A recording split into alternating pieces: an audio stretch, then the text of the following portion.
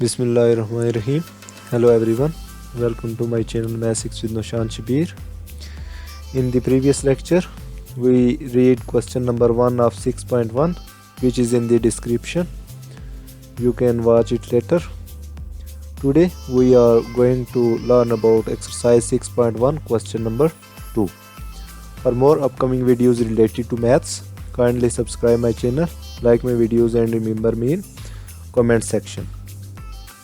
तो हमारा क्वेश्चन है question number 2, find the indicated terms of the sequence 2, 6, 11, 13 up to a sub 7। Mean के हमारे पास जो इंडिकेटेड टर्म्स होगी हमने वो फाइंड करनी है। तो इसमें हमारे पास इंडिकेटेड टर्म a7 है, तो हमने 7 टर्म फाइंड करनी है यहाँ पे। तो इसको हम सॉल्व कर लेते हैं। तो अगर देखा जाए we see that this successive difference of the given term is 4, 5, 6। Mean के हमारे पास जो सक्सेसिव डिफरेंस है 6 - 2, अगर हम डिफरेंस निकालें तो यहाँ पे हमारे पास 4 डिफरेंस आ रहा है। इसी तरह 11 - 6 हमारे पास 5 डिफरेंस आ रहा है और 17 - 11 हमारे पास 6 डिफरेंस आ रहा है। And conclude that the sequence of the difference is 4, 5, 6, 7, 8, 9। Mean के हमारे पास अगर 4, 5, 6 हमारे पास डिफरेंस आ रहा है तो अगला डिफरेंस हमारे पास क्या होगा 7, 8, 9।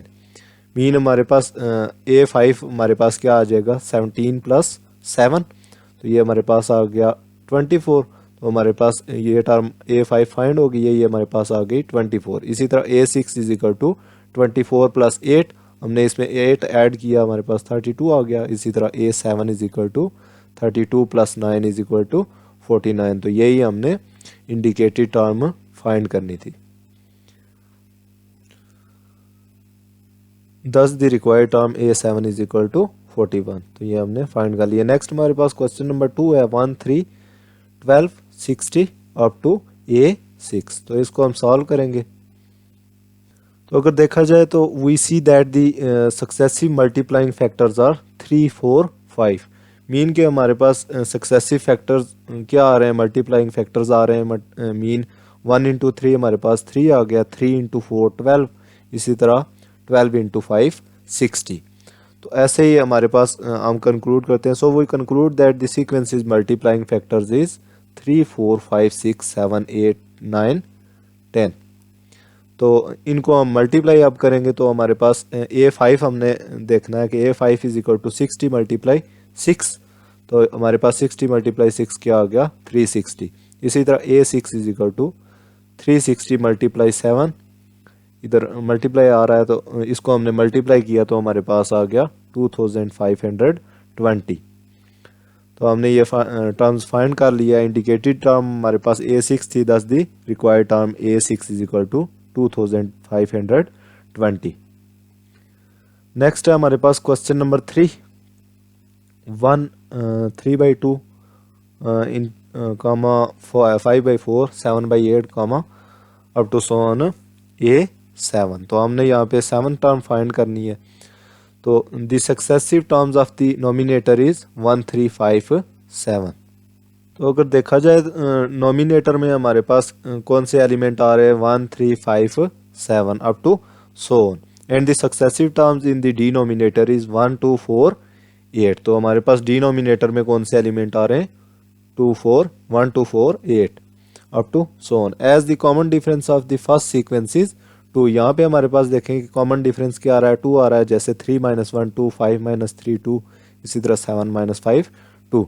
So the fifth, sixth and 7th term is 9, 11, 13। Mean हमारे पास यहाँ पे भी डिफरेंस 2 होगा, 7 के बाद हमारे पास 9, 11 और 13। तो नोमिनेटर में तो हमने टर्म्स फाइंड कर लिए हैं। We see that the common ratio of the second sequence is 2।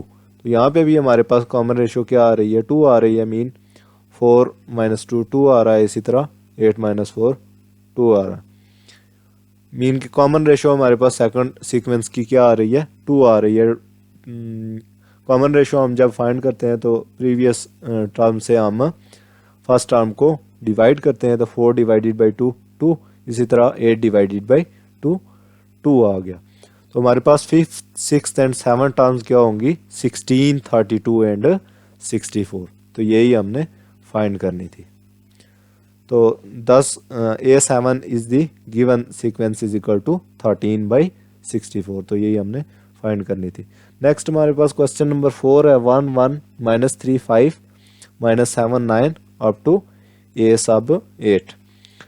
तो इसको हम सॉल्व करेंगे। The common difference of odd terms in the sequence is -4। Odd terms हमारे पास ये है -3 -7, तो इसमें हमारे पास देखेंगे डिफरेंस क्या आ रहा है, -4 का डिफरेंस आ रहा है, because -3 -1 is equal to -7 minus into -3, तो ये हमारे पास आ रहा है -4। And the common difference of even terms of the sequence is 4।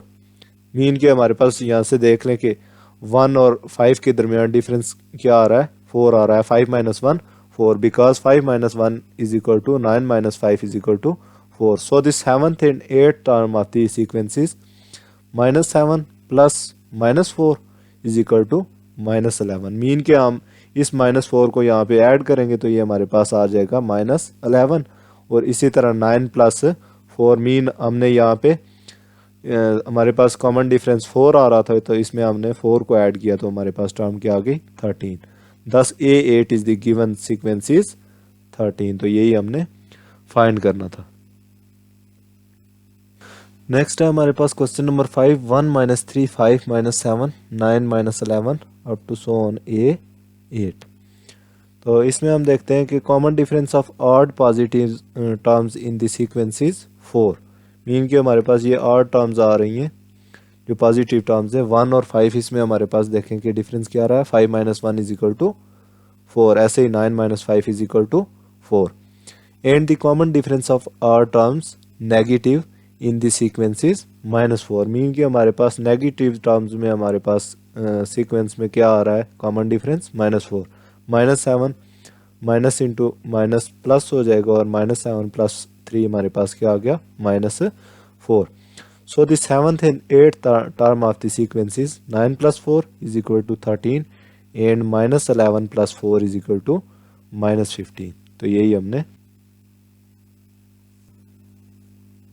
तो नेक्स्ट है हमारे पास question number 3 find the next 2 terms of the following sequence. इसमें हमारे पास एक सीक्वेंस गिवन होगा और इसमें हमने नेक्स्ट 2 कंसेक्यूटिव टर्म्स फाइंड करनी है। तो हमारे पास सीक्वेंस गिवन है 7 9 12 16 अप टू सो ऑन, तो इसमें हमने नेक्स्ट 2 टर्म्स फाइंड करनी है। तो we see that the sequence of the successive difference is 2 3 4। Mean हमारे पास सक्सेसिव डिफरेंस क्या आ रहा है 2 3 4, जैसे 9 - 7 is equal to 2, 12 - 9 is equal to 3 and 16 - 12 is equal to 4। So the next 2 difference is 5 and 6। तो अगला डिफरेंस हमारे पास क्या होगा 5 and 6। Thus the 2 next terms of the sequence are 16 + 5 is equal to 21 and 21 + 6 is equal to 27। तो यही हमने find करना था। नेक्स्ट हमारे पास क्वेश्चन नंबर 2 है। क्वेश्चन नंबर 3 का सेकंड पार्ट है 1 3 7 15 31। तो इसकी भी हमने 2 कंसेक्यूटिव टर्म्स फाइंड करनी है। We see that the sequence of successive difference is 2 4 8 16। Mean हमारे पास यहाँ सक्सेसिव डिफरेंस 2 आ रहा है, 3 - 1 2, 7 - 3 4, इसी तरह 15 - 7 8 आ गया और 31 - 15 हमारे पास 16 आ गया। सो the next 2 differences 32 and 64। Mean 2 × 2 4, 4 × 2 8, 8 × 2 16 and 16 × 2 32, 32 × 2 64। तो हमारे पास आगे डिफरेंस क्या आएगा 32 and 64। Thus the 2 next terms of the sequences 31 + 32 is equal to 63 and 63 + 64 is equal to 127। तो यही हमने फाइंड करनी थी। नेक्स्ट हमारे पास क्वेश्चन नंबर 3 का थर्ड पार्ट है -1 2 12 40 अप टू सो ऑन। तो इसको हम सॉल्व करेंगे। तो the terms of the above sequence can be written as कि हमारे पास अबव टर्म्स का सीक्वेंस ऐसे हम इसको लिखेंगे -1 × 1 1 × 2 3 × 4, इसी तरह 5 × 8। मीन के हमारे पास -1 × 1 हमारे पास क्या आ गया -1, 1 इंटू 2 आ गया हमारे पास 2, इसी तरह 3 इंटू 4 हमारे पास आ गया 12 और 5 इंटू 8 हमारे पास क्या आ गया 40। The sequence of first terms of A is -1 1 3 5। Mean के हमारे पास फर्स्ट टर्म्स क्या आ गई -1, यहाँ पे 1 3 एंड 5। इसी तरह हमारे पास the sequence of second term is 1 2 4 8। Mean 1 2 4 और 8, ये हमारे पास सेकंड टर्म्स आ गई। As the common difference of first sequence is 2। हमारे पास कॉमन डिफरेंस यहाँ पे क्या आ रहा है 2 आ रहा है। मीन हमारे पास 3 - 1 2 5 - 3 2। इसी तरह as the common difference of second sequence is 2, यहाँ पे भी हमारे पास कॉमन डिफरेंस क्या आ रहा है 2। So the next two terms of the given sequence is 7 × 16। Mean हमारे पास यहाँ था -1 1 3 5 और यहाँ पे हमारे पास अगली टर्म होगी 7 और 8 इंटू 2 16। 7 × 16 एंड 9 × 32। 7 के बाद हमारे पास क्या आ जाएगा -1 1 3 5, इसके बाद 7 और फिर 9 आएगा।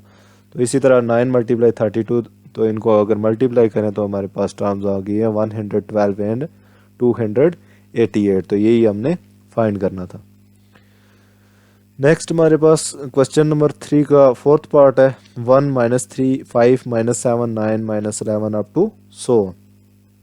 सो common difference of odd positive terms in the sequence is 4।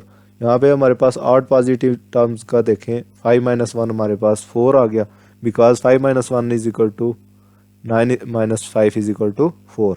Mean इन दो टर्म्स का हमने जिस वक्त कॉमन डिफरेंस निकाला तो हमारे पास 4 आ गया। And the common difference of odd terms negative in the sequence is -4। Negative terms का हमारे पास कॉमन डिफरेंस क्या आ रहा है -4। So the 7th and 8th term of the sequence is 9 + 4 is equal to 13 and -11 + 4 is equal to -15। तो ये हमारे पास दो consecutive terms आ गई हैं, तो ये हमने फाइंड करनी थी। यहाँ पे हमारा लेक्चर एंड होता है। Thanks for watching. Please subscribe my channel and don't forget to press bell icon for more upcoming videos. अल्लाह हाफिज़।